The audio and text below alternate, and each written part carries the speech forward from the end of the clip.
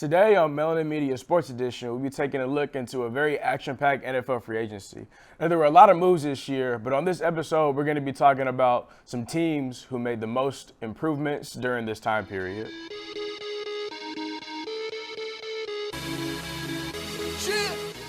First off, we have the defending world champion Chiefs, who ended the regular season at 11-6 and won the AFC West. This, however, did not come with some significant struggles. KC recorded the most drops last season in the NFL with 44. Rashee Rice and Travis Kelce had the most drops with 8 and 7.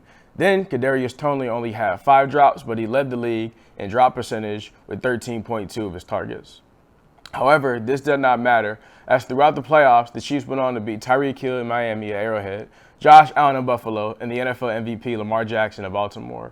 And then they went on to beat the San Francisco 49ers in the Super Bowl for a back-to-back world title. In fact, this is the Chiefs' third Super Bowl title within the last 5 years, previously beating the Eagles and 49ers.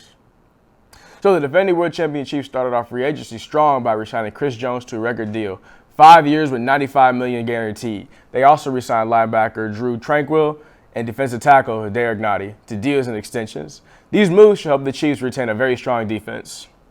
On the offensive side, they signed Hollywood Brown to a 1-year deal that should help the Chiefs with some of their receiver issues that they suffered last year. Pairing him with Travis Kelce, Rashee Rice, and Isaiah Pacheco should keep opposing defenses under heels next year.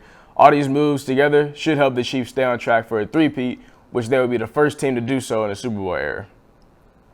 Moving on to the NFC, we had the Philadelphia Eagles, who had one of the most horrendous midseason collapses last year. After losing to the Chiefs in Super Bowl 57, they started off the past season at 10-1, and they were looking like they were about to make another run for the chip.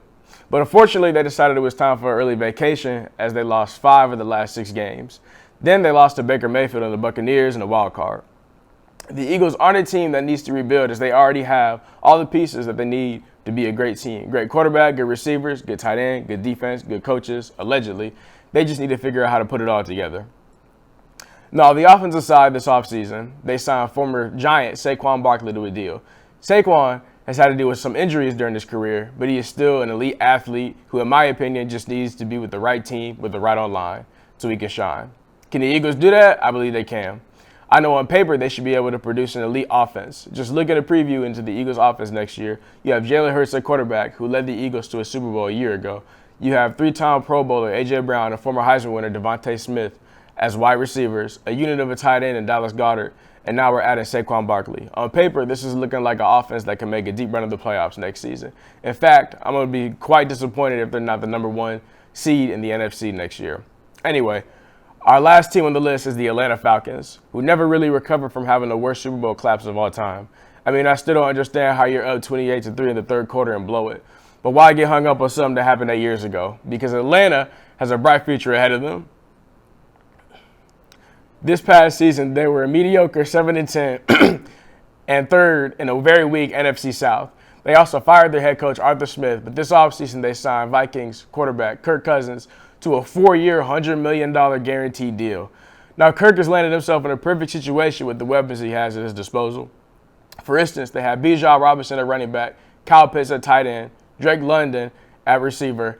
And to put it all in perspective, all these guys were drafted in the top 10 of their respective drafts. The Falcons also made a move on former Bear Darnell Mooney.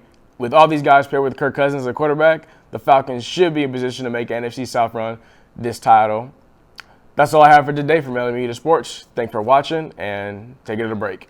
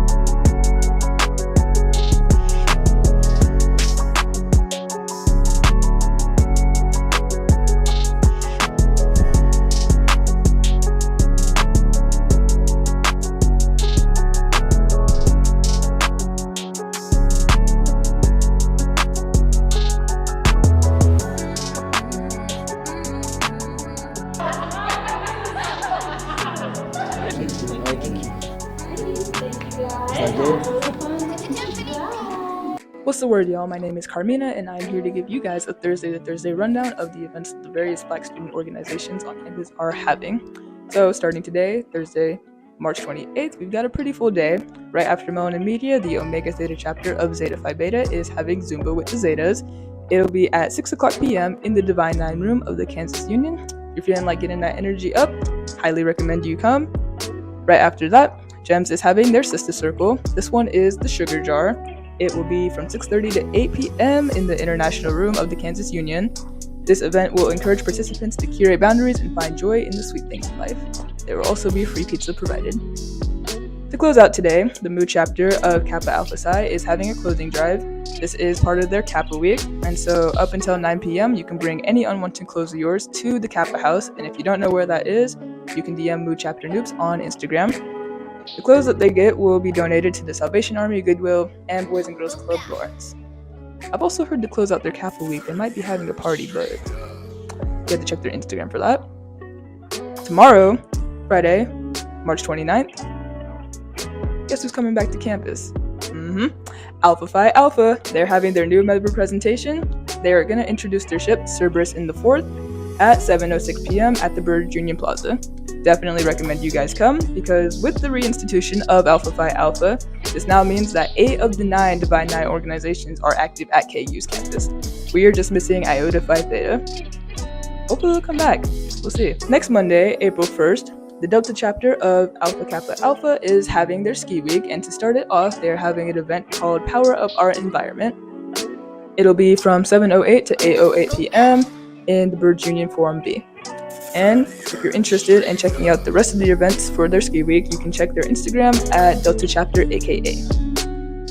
To close out What's the Word today, Wednesday, April 3rd, the Black Student Union is collaborating with the Latin American Student Union to have a field day. It'll be at 6:30 p.m. at Shank Fields, and they will be playing volleyball, soccer, and more.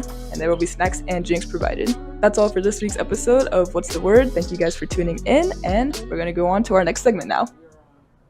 Hello, everyone, and welcome back to MelaninMedia's Slice of Insight, where we'll be leaving you with food for thought from Black history. I'm Rosie. And I'm Yusuf. Jackie Orms is the first Black woman cartoonist living in Pittsburgh, Pennsylvania. Orms is interested in art at a young age. In high school, she published her first comic in school's yearbook, and after high school, she got a job as a proofreader for Pittsburgh's Courier in 1930. Eventually, she began to produce comics for the newspaper and established her career as a cartoonist. Her first comic strip was Torchy Brown in Dixie in Harlem. It ran between the years of 1937 and 1938. 7 years later, Orms is cartooning with Chicago Defenders in 1945 with a brief comic strip titled Candy. The comic strip ran for 4 months on the editorial page. In 1946, Orms created the comic strip Patty Joe and Ginger, which ran for 11 years. This was one of the most influential comic strips. Many of the cartoons contain political and social satire, although outlining some of Orms' own opinion about issues of the day. The popularity of the comic strip led to the creation of Patty Joe, the doll, in 1947. This was the first African American doll based on the comic character. With creators painted on the cartoon herself, the doll is now a prized item of the collectors. Did you know that Maury Van Britton Brown was the inventor of the first home security system? Brown worked as a nurse in Jamaica, Queens, New York.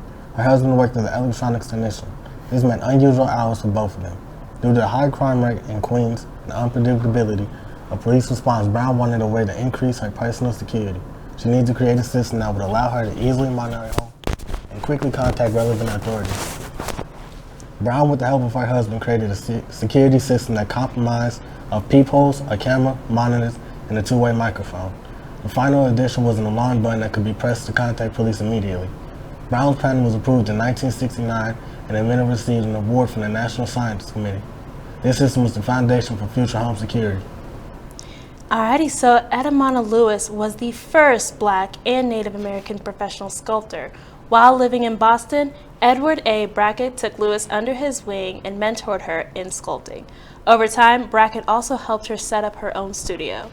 Lewis's biggest financial success was from the bust of was from the bust of Colonel Robert Shaw, which he was a white commander of an all-black 5040 Massachusetts Infantry Regiment. From his success, she moved to Rome. While in Rome, she started to sculpt in marble. While others would hire workers to sculpt, Lewis instead went through the sculpting process on her own. During her time in Rome, she created her most famous works, such as the Forever Free Hanger in the Wilderness, The Old Harrow Maker and His Daughter, and The Death of Cleopatra. Sarah Boone made improvements to the ironing board. Living in New Haven, Connecticut, Boone was a dressmaker. Her success as a dressmaker allowed her to purchase ownership of her house. Although the ironing board had first been patented in 1858, Boone had made further additions to the ironing board that would be particularly adapted to be used in ironing the sleeves and bodies of ladies' garments. She received her patent in 1892, becoming one of the few black women that received a patent. Thank you for tuning in, and Slice of Writing will see you again next Thursday. Follow us on Instagram and TikTok at MelaninMedia KU to keep up with us and find more content from the show. Have a great weekend, Jayhawks. Bye.